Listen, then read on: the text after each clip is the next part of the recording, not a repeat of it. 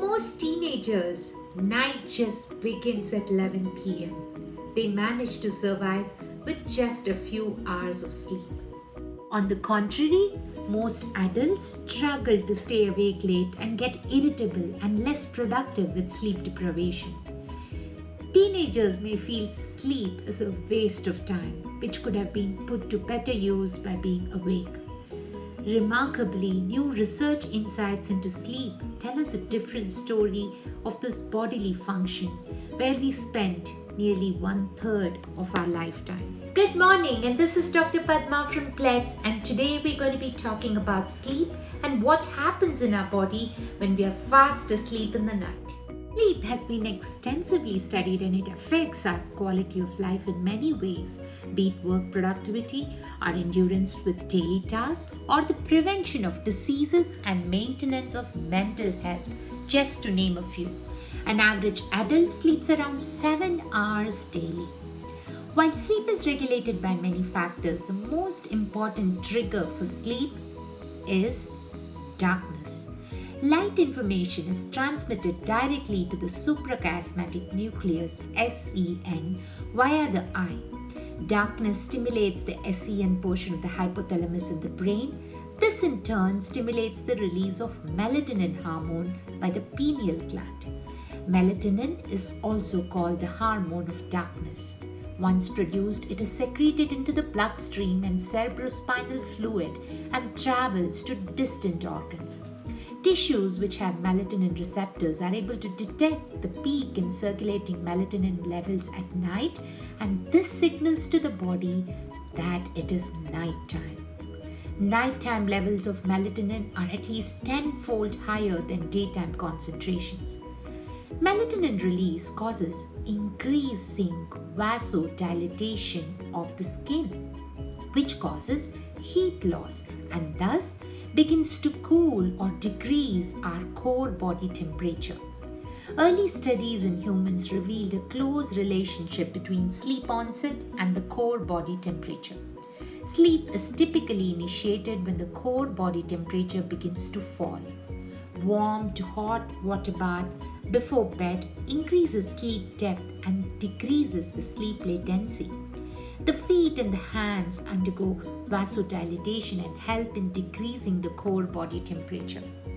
With the continued rise in the melatonin hormone levels during early sleep, there is continued cooling of the core body temperature, reaching the lowest point in 2 to 3 hours after sleep onset.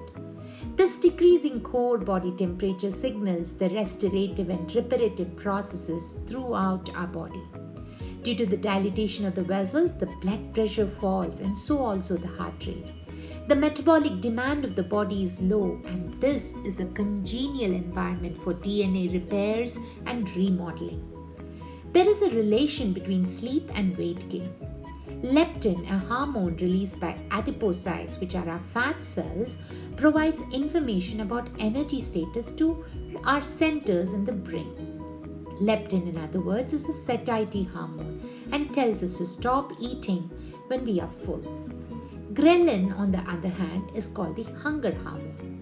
During sleep, there is increased leptin production and decreased ghrelin levels, which thus suppresses our appetite. Sleep deprivation, on the other hand, can decrease the leptin levels and make us eat more and thus cause weight gain. Interestingly, sleep is essential for growth. Long-term sleep deficit may affect a person's growth. In adults, the most reproducible pulse of growth hormone secretion occurs shortly after the onset of sleep, in association with the first phase of slow wave sleep. Growth hormone secretion, however, decreases with age. During the 4th decade of life, the total amount of growth hormone secreted over a 24-hour span decreases by 2 to 3-fold. Growth hormone is released from the pituitary gland. Human growth hormone, or HCH, is an essential hormone to your strength, energy, and quality of life. For many reasons, HGH has been also called the fitness hormone. HGH is essential for building muscle and protein synthesis.